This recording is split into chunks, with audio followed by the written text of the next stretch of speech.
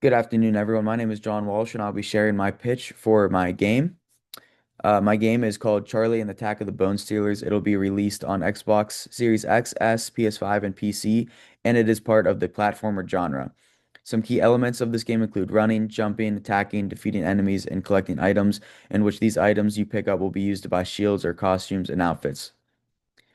Any player of all ages can partake and enjoy in this game as I'm making it for everyone. While there are instances of attacking enemies, there is no blood or true violence that would warrant the game to be rated M or T for teen. Players will enjoy this game because it'll be an engaging and adventurous platformer. The mechanics of this game will be very fluid and immersive, offering a more engaging and fun experience.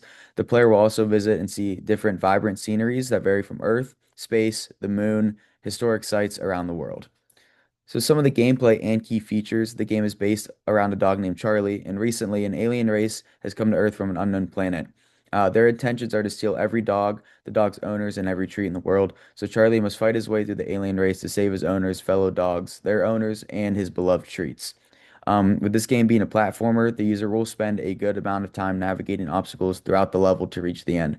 But in the player's way, there's obviously going to be some enemies, and these enemy types that they will encounter, they'll either have to attack, defeat, or avoid to reach the end of the level. Upon defeating each enemy, a treat is dropped, and these treats can be collected to use at shops in-game to buy new costumes and outfits, or be used to buy extra lives in case you're running low.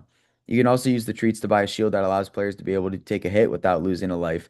There will be checkpoints throughout the levels in case the player makes a mistake and loses a life. So instead of having to restart the level completely, you can just respawn at the checkpoint.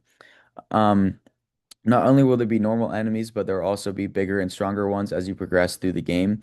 There will also be boss fights, but upon defeating these bosses, you are rewarded with a new power-up that can greatly enhance the player's abilities. So some description of game flow. Users will have to jump from platform to platform to avoid open spaces in which they can fall and die.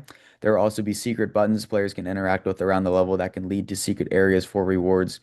Players also have the ability to bite their enemies to defeat them, or they can spin and whip them with their tail to send them flying. The user can also roll out of the way of opposing attacks, giving them the upper hand. Enemies will also have objects such as barrels, boulders, lasers that the enemy will shoot at you, and the more that they can throw at you. These you must avoid to risk, or you risk losing a life if you don't avoid them. Some definition of player and their attributes. The player will play as a dog named Charlie. While playing as Charlie, there will be no active health bar. This is because of the life system. If the user receives any damage without a shield, they are defeated and ultimately will lose a life. So losing a life results in the user respawning at the latest checkpoint that they have hit. And if the user fully runs out of lives, they will have to restart the level completely. So the player can have up to three shields at one time. Each shield takes a hit of damage from any enemy or obstacle. So if you get hit three times, all of your shields will be depleted then. As stated above, defeating bosses will reward the player with a power up.